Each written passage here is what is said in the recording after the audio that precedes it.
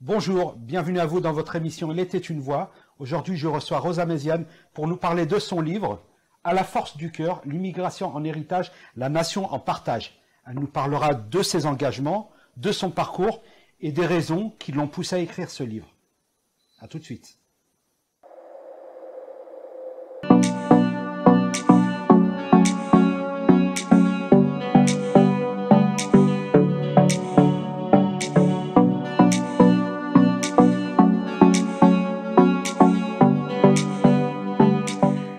Bonjour Rosa Méziane. Bonjour Monsieur Itache. Bienvenue à toi dans notre émission Il était une voix. Alors, on ne va pas faire appel à tes talents de chanteuse, bien que les envolées lyriques sont ta pratique souvent fort, dis donc. Sur les plateaux. Mais alors, pour le coup, moi, je t'ai déjà entendu chanter lors d'une soirée caritative à Nanterre. C'est vrai, mais ça commence par des dossiers, comme ça, non, sans prévenir. Non, en toute bienveillance. Ça m'arrive effectivement de pousser la chansonnette de temps en temps. Mais on t'invitera à l'occasion écoutez, lorsque tu t'engageras sur... mariage, bar mitzvah. Très bien. Avec plaisir. Rosa Méziane, À la force du cœur, c'est un livre que tu as écrit. J'imagine que c'est un ouvrage qui a peut-être pris plus de temps à être réfléchi avant d'être écrit. J'ai envie de te demander, qu'est-ce qui t'a poussé d'abord à l'écrire ? C'est vrai que les médias, puisque ça fait à peu près 3 ans maintenant que j'interviens régulièrement sur du débat, essentiellement du débat politique, il y a une forme d'immédiateté. On débriefe beaucoup l'actualité. Et puis une actu en chassant une autre, bien que certaines puissent être répétitives. C'est vrai que j'avais parfois une forme de frustration de ne pas prendre le temps d'aller en profondeur sur les sujets. Et c'est vrai que souvent le temps, justement, d'aller en profondeur. Dans un débat, oui. C'est compliqué sur une émission. Parce que tu t'en plains un petit peu dans le livre. Oui, bien sûr, parce que les émissions à rallonge où on prend le temps d'aller en profondeur, de ferrailler, mais vraiment idée contre idée, il y en a de moins en moins. Et c'est vrai qu'on est plus à la recherche du clash, de l'opposition, moins de l'intellectualisation, en tout cas des sujets. Donc, je m'en plains effectivement un peu. Et c'est vrai que le livre offre la possibilité de se poser et de ne pas commenter le commentaire ou de ne pas commenter le fait divers et d'essayer d'avoir un regard plus profond, plus nuancé, plus authentique. Et c'est vrai que le livre permet cela. Et puis, la seconde chose, c'est que j'avais envie de parler... de ma trajectoire, parce bien qu'elle soit singulière, elle est aussi assez commune à un certain nombre de Français héritiers de l'immigration. Ça fait un petit moment que je ne dis plus issus de l'immigration parce que j'ai le sentiment qu'on nous renvoie à des pièces rapportées, alors que pour moi, l'immigration, c'est une forme d'héritage qu'on peut vraiment porter fièrement en bandoulière. Et je trouve que parfois, on ne raconte pas suffisamment nos histoires, nos récits, nos témoignages. Et c'était aussi une forme d'encouragement à prendre effectivement part au débat et se raconter si on a envie de casser les fantasmes qu'on construit parfois sur ces enfants d'immigrés ou ces enfants des quartiers populaires. Donc c'était un petit peu l'objectif de ce livre. Et puis je pense que globalement c'était une forme de lettre d'amour au quartier populaire.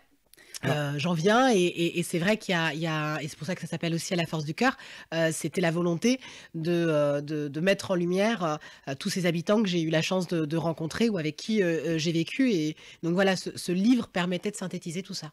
Alors, on va voir à l'image une personne, et donc c'est la photo de ton grand-père. Oui. Alors, est-ce que tu peux nous parler un petit peu de lui ? Mon grand-père, il s'appelait Ahmed, il était engagé dans l'armée française. D'ailleurs, il est décoré de la Croix de guerre. Exactement, il est décoré de la Croix de guerre. Mon grand-père, en fait, était engagé dans l'armée française. Il a fait la fin de la Première Guerre mondiale, donc de 18 à 21. Puis il s'est engagé dans la Seconde Guerre mondiale et il a également fait Indochine. Donc ça a été effectivement, bien que je ne l'ai pas connu, un personnage assez central dans ma famille et notamment dans ma famille maternelle, puisque c'est mon grand-père maternel, et ça a été vraiment une figure présente, bien que je ne l'ai pas connu. Et c'est vrai que j'ai toujours ressenti une forme de fierté en pensant à lui et en ayant des morceaux d'histoire, puisqu'il a fallu aussi aller rechercher des informations auprès de mon oncle, auprès de ma mère, aussi auprès de ma grand-mère quand elle était encore parmi nous. Et oui, il y a une forme de fierté aussi à réaliser Alors, que... Olivia, la grand-mère, on Oui, la met à la photo, à l'image, elle est pieds nus c'est ça. dans les montagnes de Kabylie. Exactement, dans le village d'Aït Meziab qui porte le nom familial. Et effectivement, d'ailleurs, je ressens exactement la même admiration pour mon grand-père que je n'ai pas connu, mais pour ma grand-mère qu'on appelait Yemma, et d'ailleurs tout le village l'appelait Yemma. Et c'est vrai que nous, on vit un peu dans des sociétés matriarcales, honnêtement, dans des tribus berbères.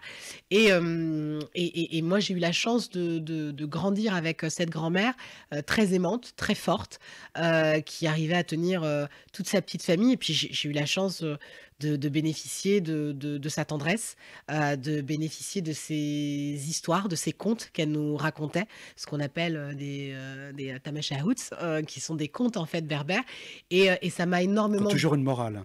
Toujours une morale, Ouais. effectivement, notamment les contes de Jaha, qui sont très connus au Moyen-Orient.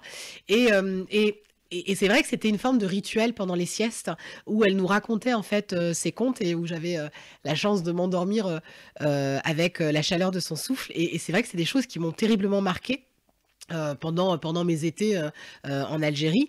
Et je crois que c'est aussi ça, en fait, l'immigration en héritage, c'est toute une part de nous-mêmes qui nous construit, c'est toute une part de notre identité. Et quand on entend un certain nombre de débats où on nous demande, en fait, d'oublier toute une partie de nous-mêmes avec ces éternels débats entre l'intégration et l'assimilation, L'assimilation. bien que l'intégration à bien des égards, a échoué. L'assimilation, c'est une forme d'injonction à oublier qui l'on est. Et c'est vrai que je le raconte un peu aussi dans le livre, notamment avec la colonisation et ce qui aura aussi déclenché la guerre d'Algérie. Il y a eu une volonté pendant des années des intellectuels à demander la citoyenneté française, à vouloir faire partie de la nation et presque à demander une forme d'assimilation.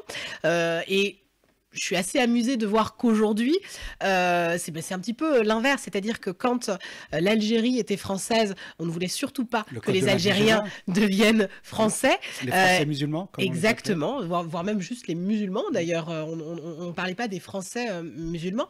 Et d'ailleurs, très peu ont accédé à la citoyenneté française, puisqu'on leur demandait du coup de renier leur religion, notamment pour pouvoir accéder à la citoyenneté, ce qui est en totale opposition avec nos C'est plus de valeurs. la dissolution que de l'assimilation.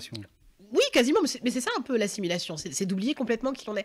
Mais je fais ce parallèle en fait entre le fait que pendant l'Algérie française, on ne voulait surtout pas que les Arabes, les musulmans, les indigènes deviennent nous, c'est-à-dire français, et qu'aujourd'hui, c'est un peu l'inverse, c'est qu'on souhaite que ces enfants de la nation, ces enfants qui sont français, s'assimilent alors qu'ils le sont déjà. Ils sont déjà, Donc tout voilà, à fait. ce parallèle m'amuse un peu en réalité, que vous soyez là-bas ou ici, à aucun moment on souhaite faire union avec ce qui, pour certains, nous ressemble pas. Deux mots, Rosa Méziane, l'émotion, l'indignation. Je fais un parallèle avec Stéphane Hessel qui avait écrit deux livres. Le premier, c'était Indignez-vous et le second, Engagez-vous. Est-ce que tu penses que les gens ne s'indignent pas assez, qu'ils subissent sans présenter de résistance et sans exposer ce qu'ils ont dans le ventre et ce qui les fait mal? Je pense qu'il y a une forme de résignation, ou en tout cas de lassitude, ce que je comprends et que je partage parfois. Mais j'en veux pas en fait à ceux qui n'arrivent pas à trouver la force de continuer à combattre. J'en veux surtout aux Et politiques. t'en crois souvent qu'ils te remercient justement Ouais, parce ouais, que mais parce qu'ils je n'ont crois pas que l'opportunité. je crois que c'est ce qui me touche le plus en réalité, c'est ce qui me permet de continuer d'avancer. Ce qui m'indigne en réalité, c'est peut-être pour ça aussi que je souhaite que les gens s'engagent de plus en plus, parce qu'en réalité, on a tous la capacité à son échelle de produire des choses. Et d'ailleurs, vous avez des millions de personnes dans les territoires et notamment dans le tissu associatif qui font des choses formidables. Ce qui m'indigne véritablement, c'est le politique qui semble croire que l'émotion est quelque chose de mauvais. D'ailleurs, à chaque fois, dans un certain nombre de plateaux, j'avais très souvent des hommes politiques qui m'expliquaient qu'il fallait surtout pas céder à l'émotion.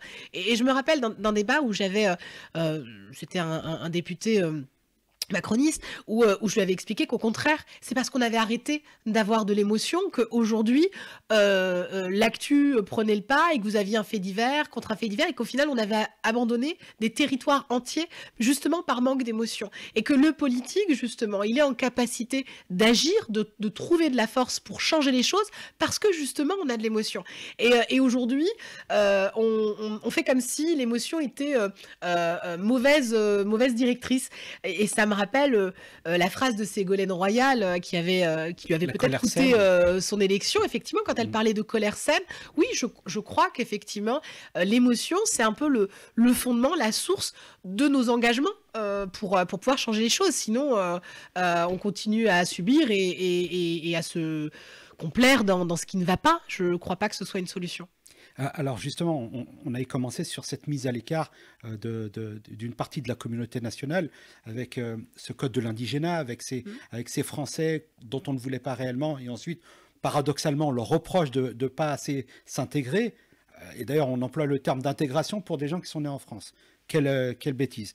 Mais l'enfance dans une famille modeste en Cité Rose, tu as connu ça? Ah oui. Et le fait de vivre dans la promiscuité, dans ces difficultés, et ma question,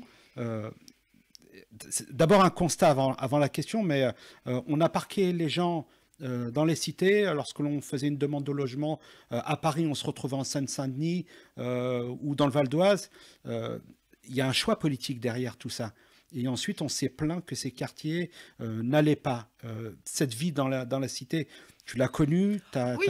Bah, moi, je suis effectivement issue de ce qu'on appelle une famille nombreuse, une famille modeste. Jusqu'à ma 10e année, on était 5 dans une chambre avec 2 lits superposés. Ce qui veut dire que mon petit frère avait la chance de dormir avec chacun d'entre nous. Chaque nuit, il changeait de lit. Donc oui, la promiscuité, c'est quelque chose que j'ai connu et c'est d'ailleurs l'une des raisons qui nous a poussé à un moment donné à faire une demande de logement pour plus grand. On était en HLM. Mais à cette période-là, on était encore dans ce qui était viable, puisqu'on était très proche du centre-ville, on était sur un immeuble de 5 étages, tout le monde se connaissait, il y avait encore une vraie vie de quartier et une forme de mixité sociale. Lorsqu'on demande plus grand, immédiatement, on s'est retrouvé en fait aux abords de la ville. Pour le coup, là, c'était Colombes, mais je me retrouve en fait au Fossé-Jean, qui est une grande cité, et ça me frappe en fait à l'âge de 10 ans, puisque moi, je connais plutôt le centre-ville, bien que il y avait un certain nombre d'HLM, que ce soit la cité Audra, Gagarine, mais on était encore sur des cités ou des petits quartiers qui étaient encore viable à taille humaine. Lorsque j'arrive au Fossé-Jean et je me rends compte du délire architectural, et d'ailleurs je le dis vraiment, les architectes se sont fait plaisir dans les quartiers populaires.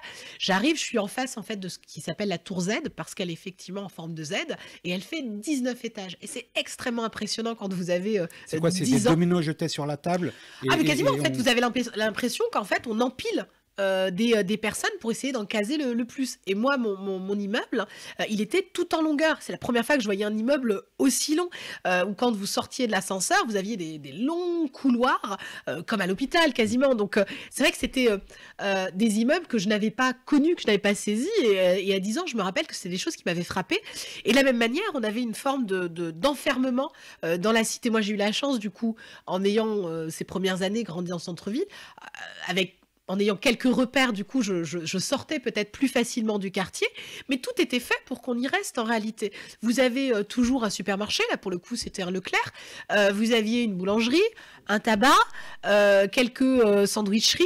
Et je me souviens, à peut-être 12-13 ans, ils nous ont rapproché la CAF, comme s'il fallait surtout pas sortir du quartier. C'est la seule sortie peut-être qu'on faisait peut-être en dehors du quartier, fallait surtout pas qu'elle soit faite. Donc oui, même quand on est enfant, on se rend compte de ces choses-là et on se rend compte que tout est fait pour pas qu'on sorte de ce quartier. Il y a ça conjugué au contrôle aux faciès qui vous décourage justement à sortir, à découvrir la vie au-delà de sa ville.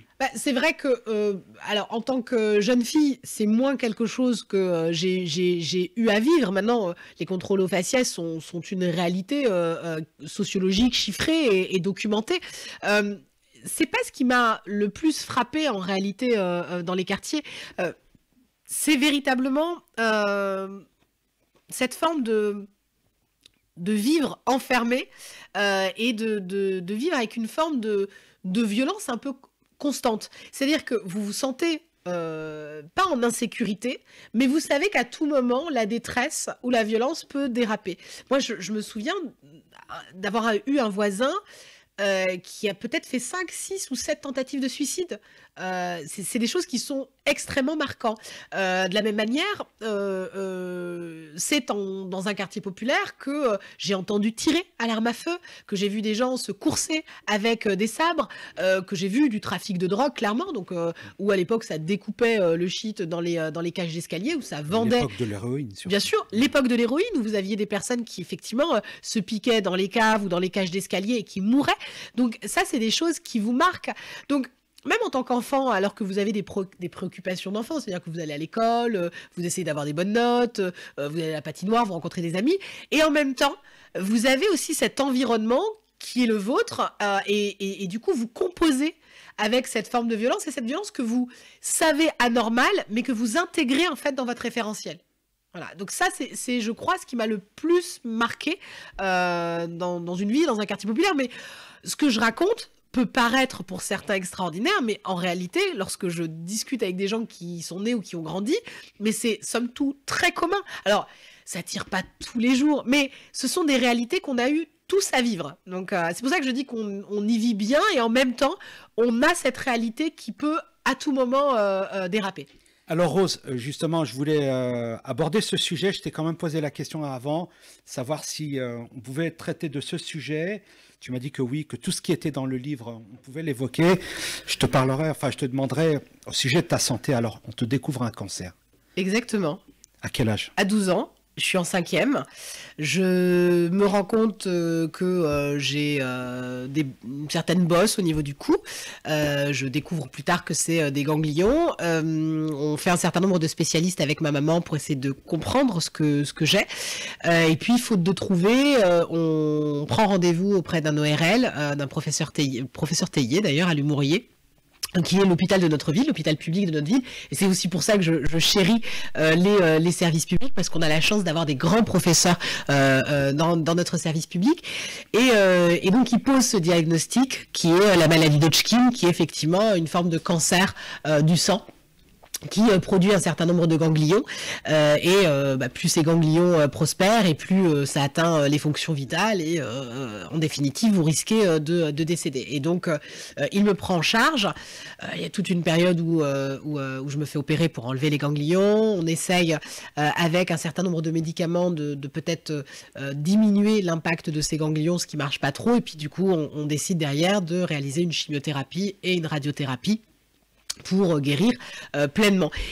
Et c'est effectivement l'un des événements marquants de mon enfance, d'une part parce que c'est ce qui m'a permis peut-être intérieurement de pousser les premiers rendez-vous, tu y allais toute seule?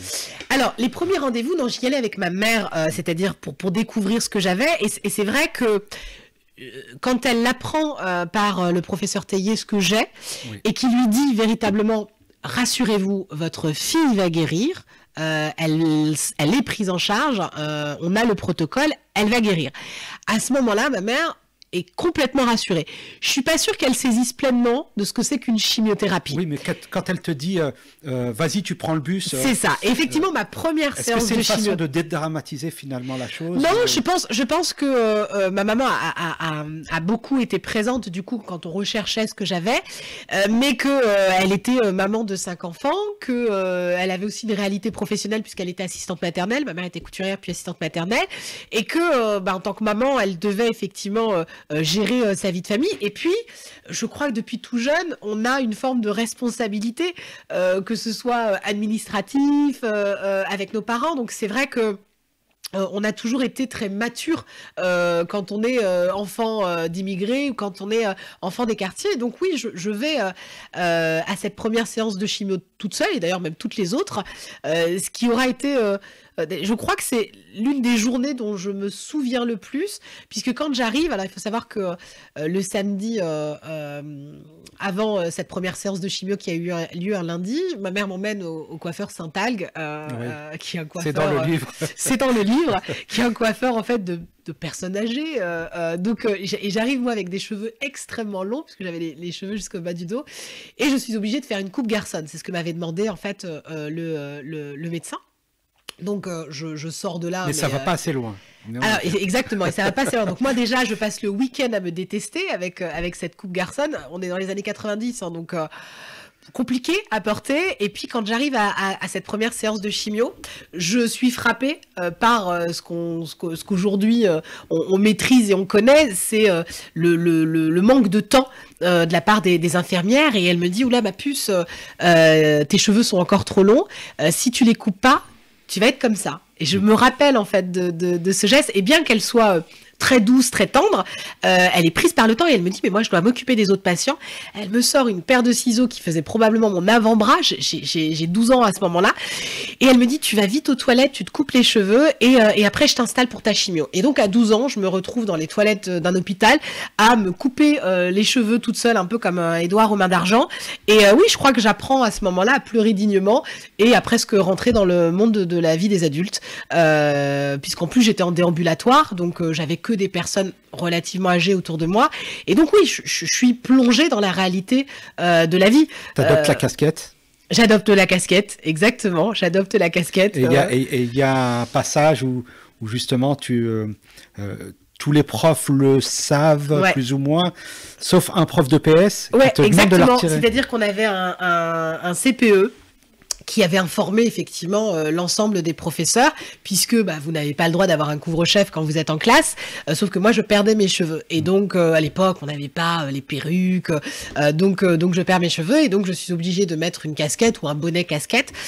Et ce jour-là, le prof de sport, alors qu'on est en extérieur, il me demande de l'enlever. Et forcément je lui tiens tête, parce qu'il est hors de question pour moi déjà d'en parler en public à ce moment-là, parce que j'ai pas du tout envie de le faire. Et puisque c'est pas le moment, à aucun moment j'ai partagé ce moment-là avec mes camarades de classe. J'ai vécu effectivement ma maladie assez seule, bien que mes 2 copines étaient au courant, et même au sein de ma famille, c'est-à-dire que j'ai énormément protéger mes parents. J'avais le souhait de ne pas les rendre tristes. J'avais conscience de mon état et mon objectif, c'était de leur montrer que j'allais bien. Il y a l'une des opérations où je me réveille et je vois mon papa pleurer. Ça, j'en parle pas dans le livre.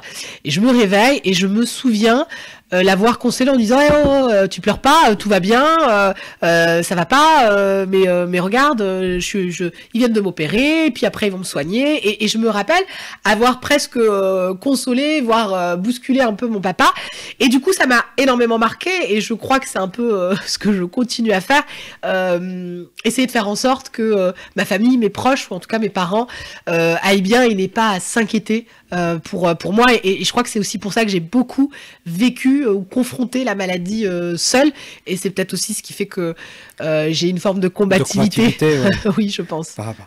Un autre sujet, pareil, hein, sur la santé, oui. Ton frère Hakim, qui souffre d'une maladie rare. Exactement. Tu peux nous en dire un peu plus?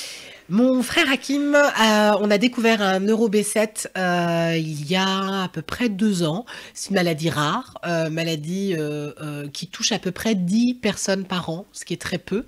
Donc c'est une maladie qu'on ne sait pas guérir, mais dont on sait arrêter l'expansion. Et donc c'est une maladie où vous avez une forme de dégénérescence physique et aussi neurologique.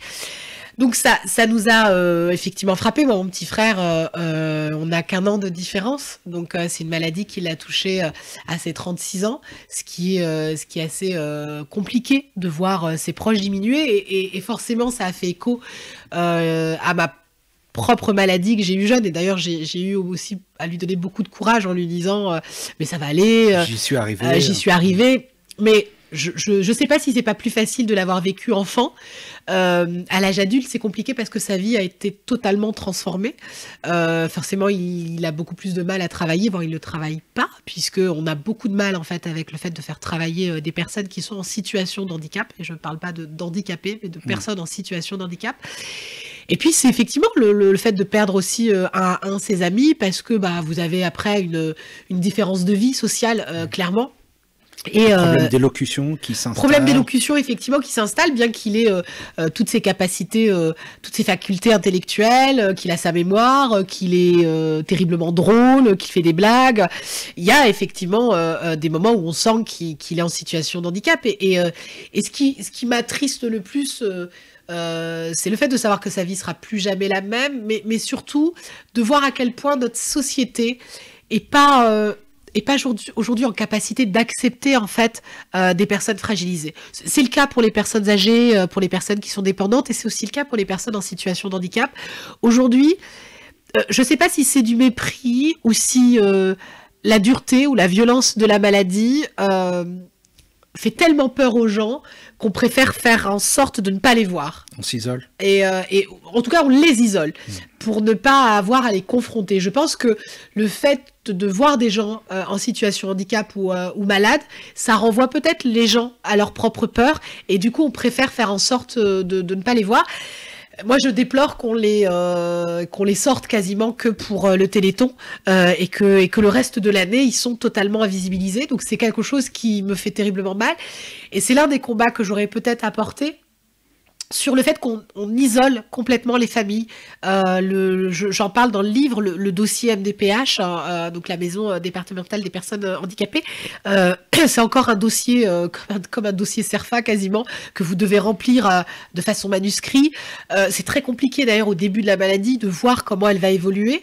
Le dossier, limite décourageant aussi. C'est extrêmement décourageant.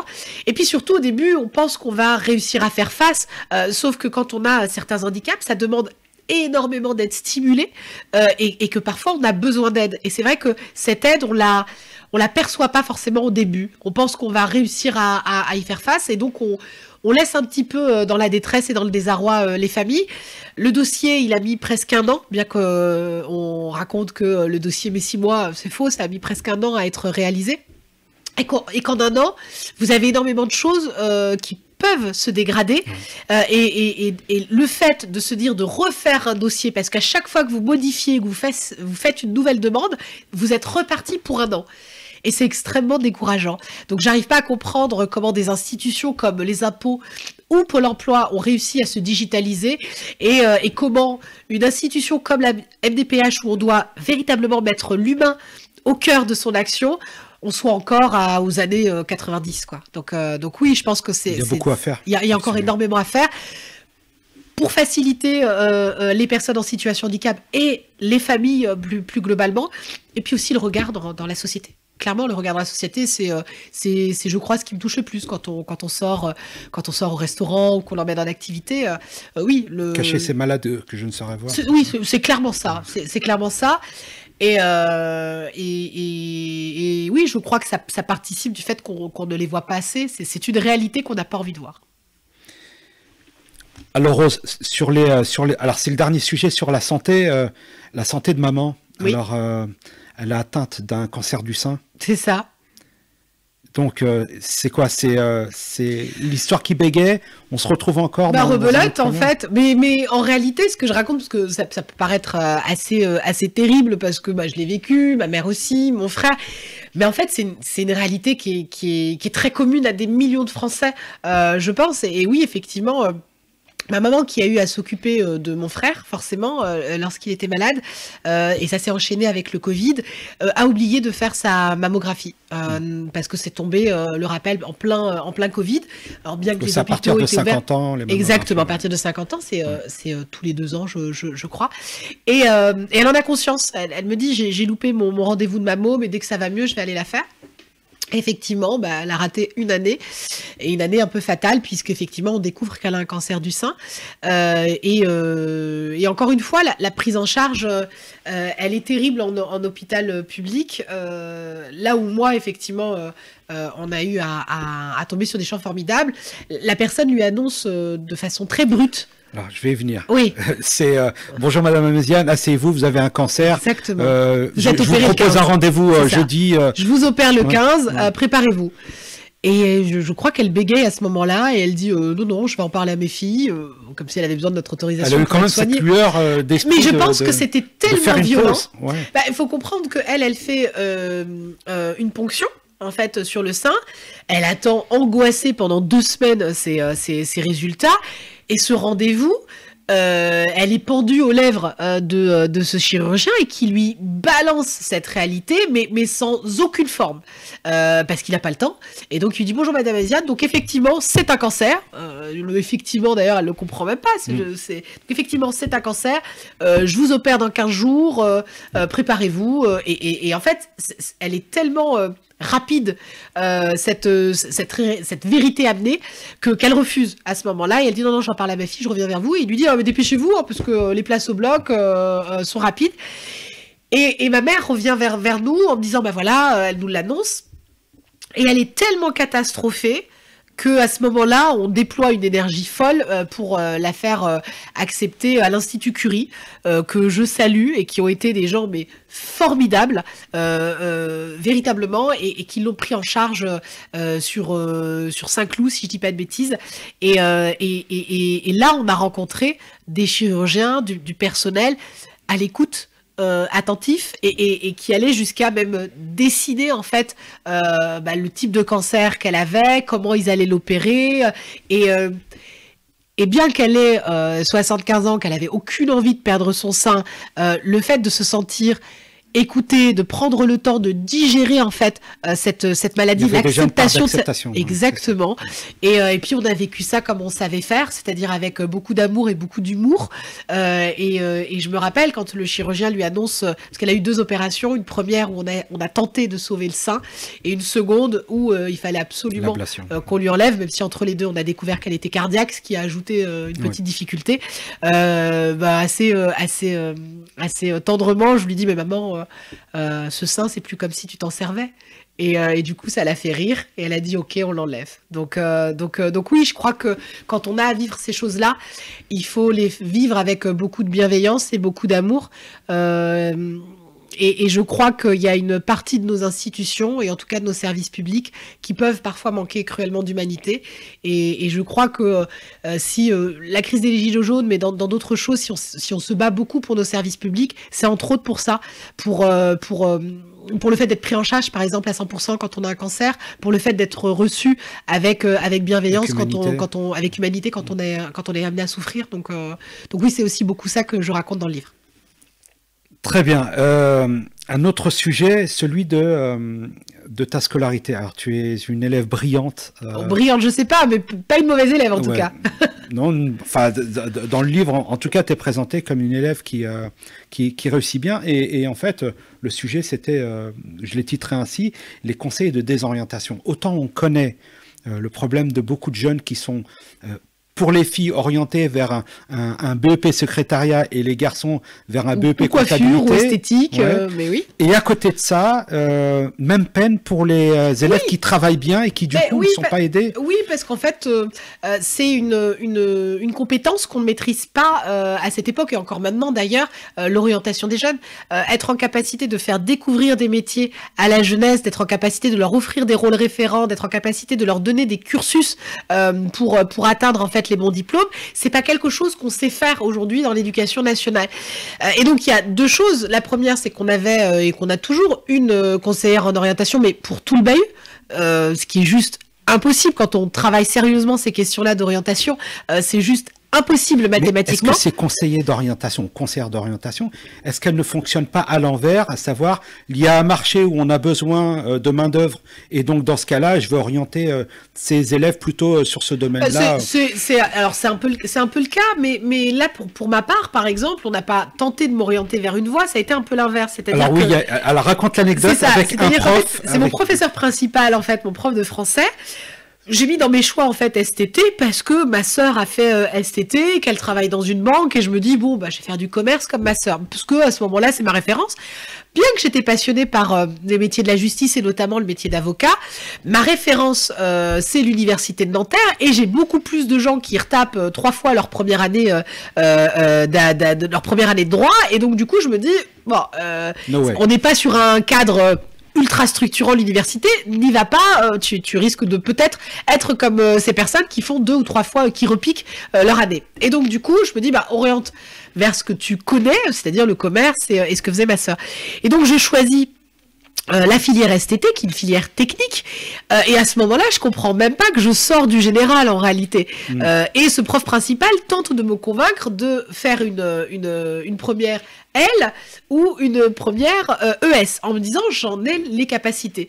Et je comprends pas en fait, et je l'interroge en lui disant mais c'est-à-dire j'en ai les capacités, ça veut dire que STT c'est une voie de garage, et moi je mets les mots en fait. Il me dit non, pas du tout. Alors donc il essaye de mettre les formes, mais oui, il considère à ce moment-là que STT n'est pas une voie d'excellence, alors que pour moi, on est sur du technique qui mène à un métier concret. Et quand je lui demande à quel métier mène une filière littéraire ou une filière économique et sociale, il est incapable de me donner un métier si ce n'est prof. Et chose que j'ai pas du tout envie de faire. Et je lui dis d'ailleurs, désolé, je veux pas du tout être insultante, mais j'ai aucune envie d'être prof. Donc vers quoi ça va me mener?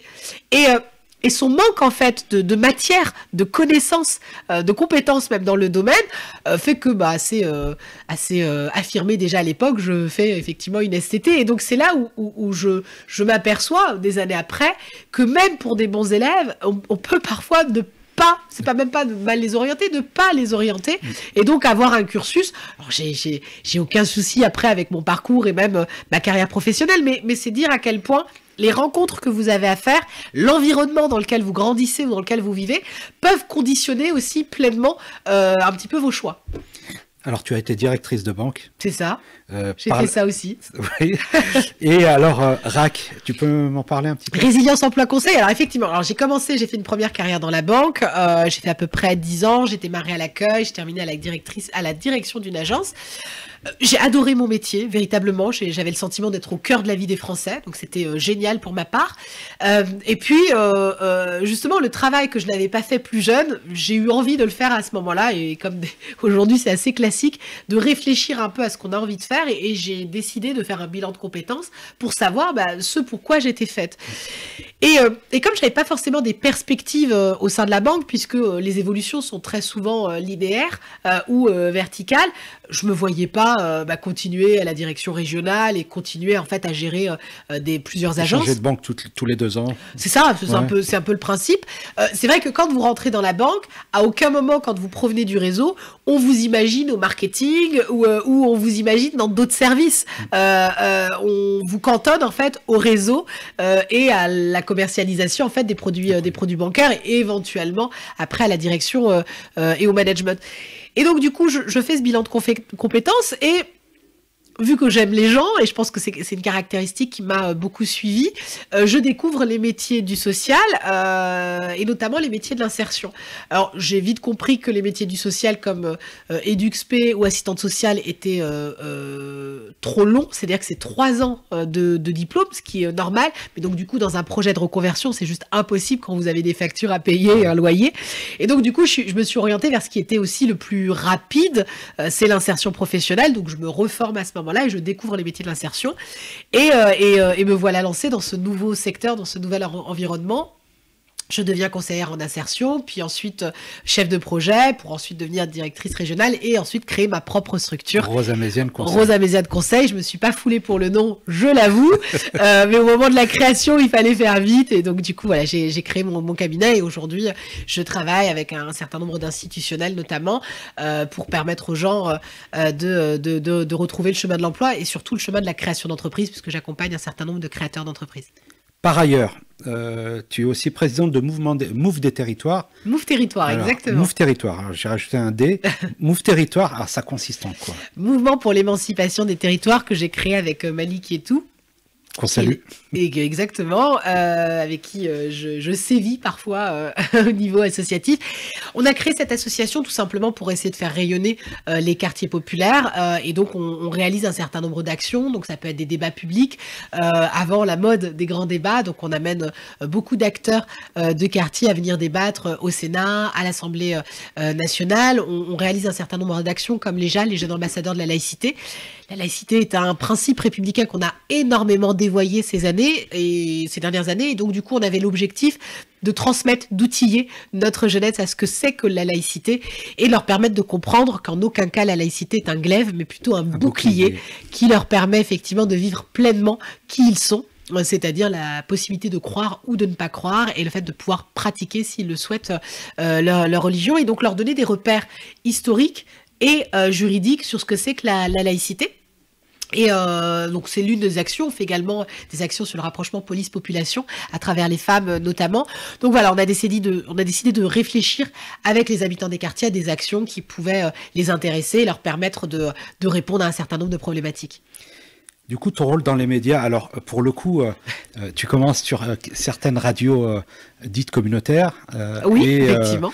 Alors, est-ce qu'on peut dire qu'on a commencé ensemble sur une On a effectivement commencé, effectivement, c'était sur Radio France Maghreb à l'époque. Absolument, et donc tu faisais une chronique qui s'appelait Les yeux dans les yeux. Les yeux dans les yeux, j'ai fait ça. Ouais. Ah bah, les yeux dans les yeux alors.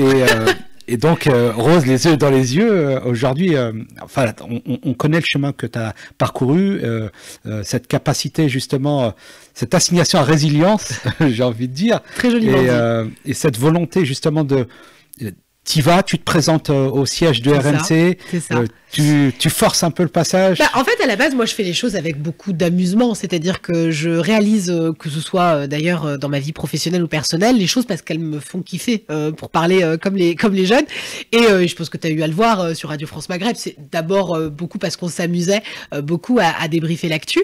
Et quand je rencontre Malik, il me dit, lors d'une émission qu'on a fait ensemble, il me dit, écoute, tu as vraiment une personnalité atypique et tu devrais te présenter aux grandes gueules d'RMC. Donc il me met un peu à défi d'aller les voir, ce que je réalise un vendredi où je vais en bas de l'immeuble d'Altis, qui est le groupe BFM TV RMC, pour rencontrer Alain Marchal et Olivier Truchot, qui sont les deux animateurs vedettes des grandes gueules d'RMC. Et en fait, quand je me présente en bas de l'immeuble, je rencontre Maxime Daridan, que j'avais rencontré 1 mois et demi auparavant dans un débat au Sénat sur l'image des quartiers populaires dans les médias, et avec qui j'avais très bien accroché, et qui m'avait dit tu devrais faire de la télé, t'as vraiment quelque chose. Il me laisse sa carte, mais à ce moment-là, j'ai l'impression d'avoir rencontré un casteur d'acteurs de cinéma, où il me dit tu devrais être mannequin, tu devrais faire du cinéma, et qui me laisse sa carte. Donc je le prends pas du tout au sérieux.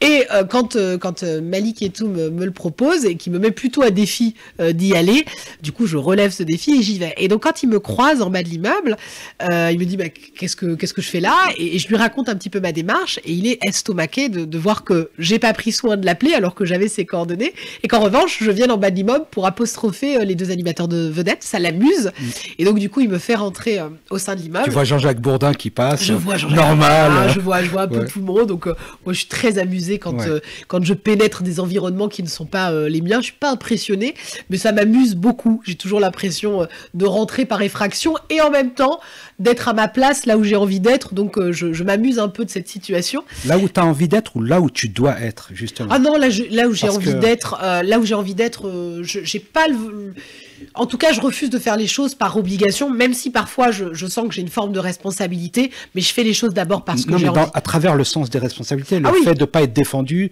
le fait de ne pas toujours donner la parole à une femme, justement, sur des problèmes de liberté vestimentaire ou autre, on n'entend pas souvent des femmes...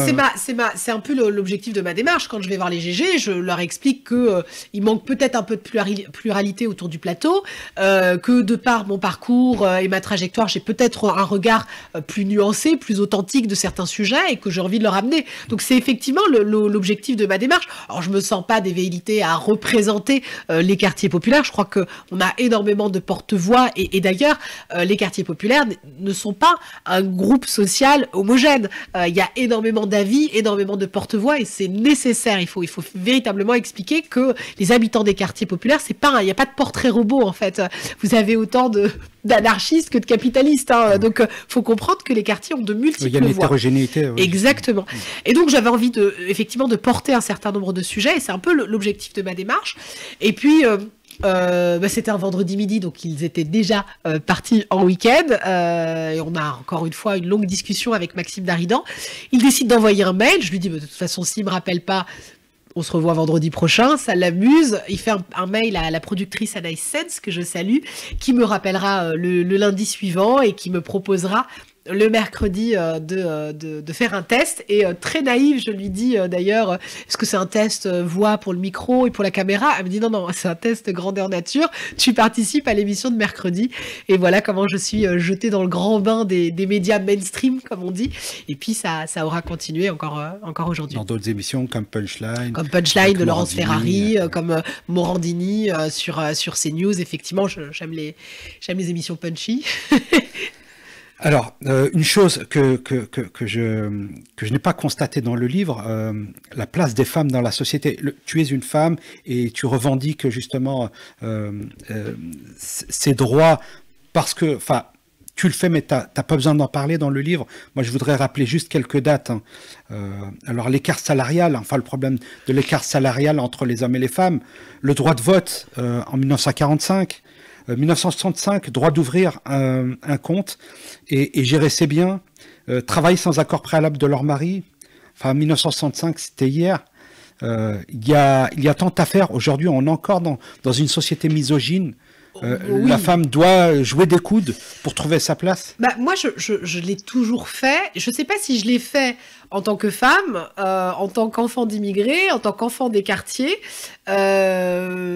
En tant que fille d'une famille modeste, peut-être que je l'ai fait à tous ces titres-là, en réalité. Donc là, combattre ou faire ma place, ça a été un peu quelque chose de naturel, peut-être chez moi, et j'ai pas forcément conscientisé le fait d'être féministe, mais oui, je pense que je le suis profondément. Et puis moi, j'ai travaillé dans un milieu d'hommes, la banque, même si vous avez un certain nombre de femmes, ça reste un milieu d'hommes. Il n'y a pas besoin d'être une femme pour être féministe. Non, je pense que déjà, effectivement, il n'y a pas besoin d'être femme pour être féministe.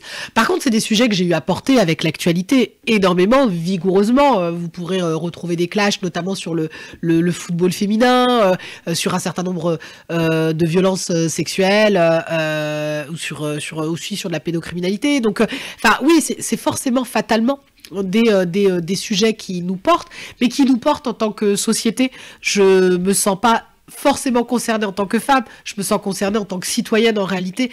Et oui, on a encore beaucoup à faire.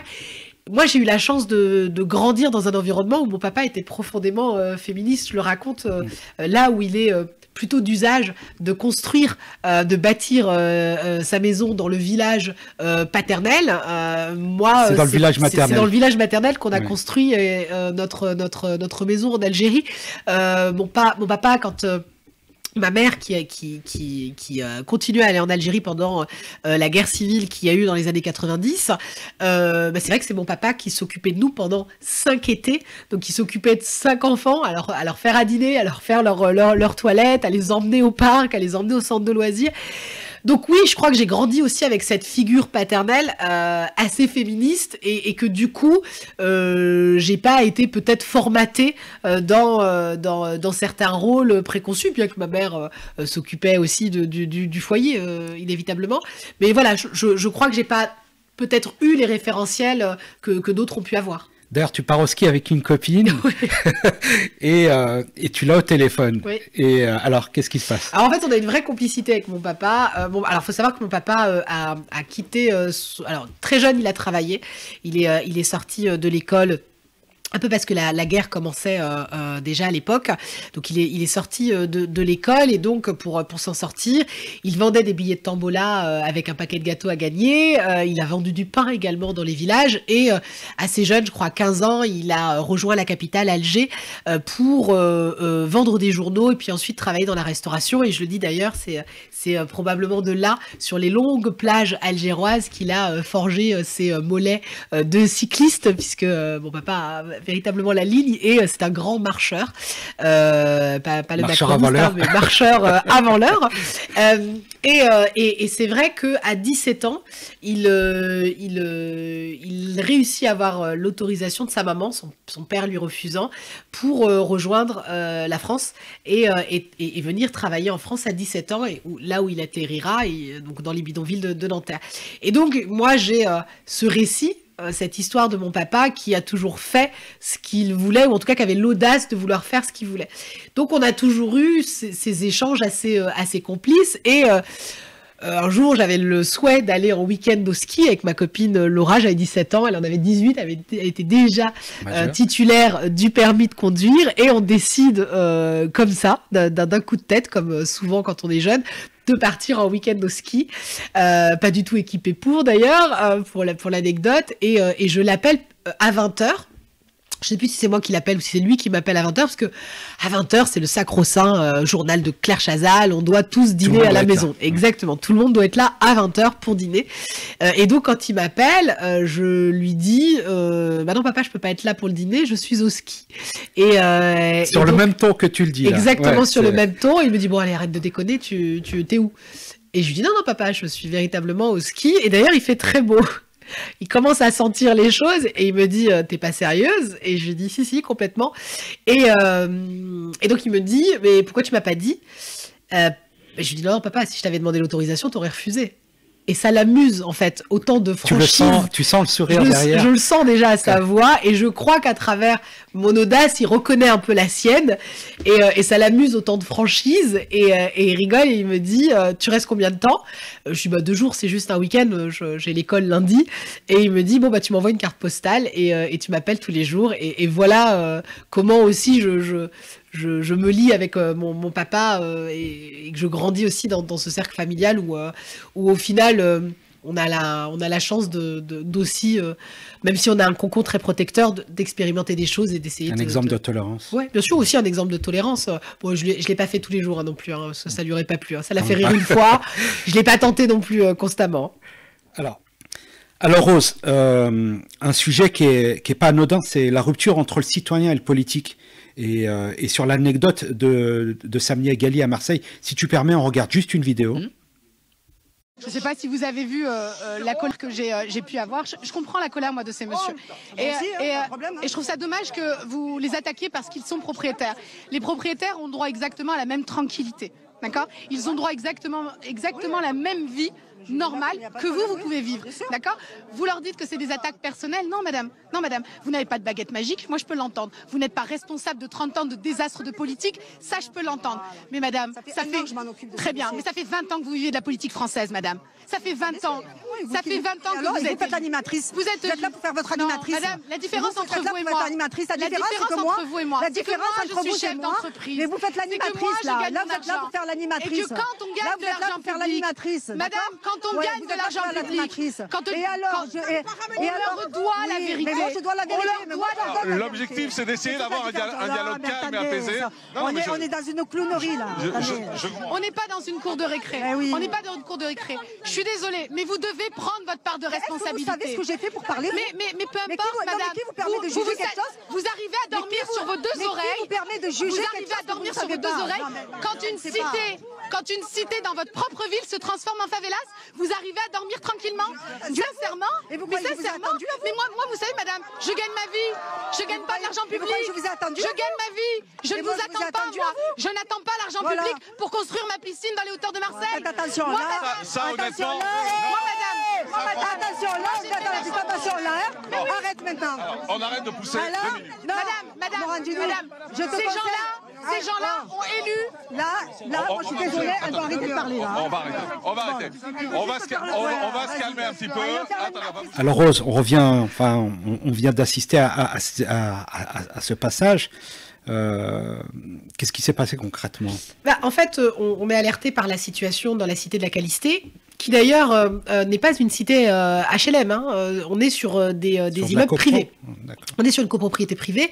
Et en fait, 1/3 des logements sont squattés et par des migrants à ce moment-là nigériens, et qui délocalisent en fait les locataires, c'est-à-dire qu'ils les sortent de chez eux, qui les dépossèdent en fait de leur appartement, et qui s'y installent jusqu'à même l'incendie en fait d'un des appartements. Et quand je vois les images tourner en boucle, effectivement, mon sang ne fait qu'un tour, parce que je me reconnais pleinement en fait dans cette fille qui crie sa détresse en disant qu'on les abandonne complètement, que la mairie leur a proposé de dormir en fait dans un stade, alors qu'on squatte littéralement chez eux et qu'on a incendié en fait leur appartement. Et je vois cette cité, mais moi qui pourtant vais souvent dans les quartiers nord, mais complètement délabrée. complètement délabré, complètement laissé à l'abandon. Et vous n'avez strictement rien. Et je pique une colère en expliquant que c'est la République, en fait, qui s'est séparée de ces territoires, là où on ne cesse de parler justement de séparatisme. Et j'en appelle, en fait, à Benoît Payan, maire de Marseille, à Samia Ghali, qu'on entend si souvent sur la question des quartiers populaires, et aussi au préfet. J'explique qu'il n'y a pas de carte de CRS pour sécuriser le territoire, que aucun autre territoire n'a un immeuble squatté d'un tiers. À aucun moment on verrait sur le port de Marseille avoir un très bel immeuble squatté d'un tiers de migrants. On te reproche de t'émouvoir d'ailleurs sur ce... Et d'ailleurs on me reproche de m'émouvoir, effectivement. Le député Jérôme Dubus, pour pas le citer, m'explique qu'il faut pas céder à l'émotion. Et c'est là où je lui rappelle qu'au contraire, c'est parce qu'on a manqué d'émotion qu'on laisse perdurer ce genre de situation, ou en tout cas qu'on rend possible ce genre de situation dans les quartiers populaires. Et que c'est parce qu'on manque complètement d'empathie que clairement, et je le dis à l'antenne, qu'on n'en a rien à faire des habitants des quartiers populaires. Et de cette colère, Samia Ghali sera amenée à répondre le lendemain sur l'émission de Jean-Marc Morandini, où elle invitera les acteurs de l'émission à venir voir le travail qu'elle réalise. Et c'est là où s'ensuit un deuxième clash qu'on aura pu voir sur la cité de la Calistée, où je suis scandalisée par sa capacité à se déresponsabiliser de la situation. Et je lui dis, est-ce qu'elle arrive à dormir clairement lorsque une cité se transforme littéralement en favela sur son territoire, et elle me renvoie en fait à ce que je fais moi. Donc elle me demande, mais qu'est-ce que vous faites vous, moi qui suis chef d'entreprise ou acteur associatif? Elle me porte une responsabilité que je n'ai pas. Elle est élue. Et je lui dis clairement que ça fait 20 ans qu'elle vit de politique, de la politique, que c'est elle qui en prend la responsabilité puisqu'elle a demandé aux habitants de l'élire, et que c'est de sa responsabilité.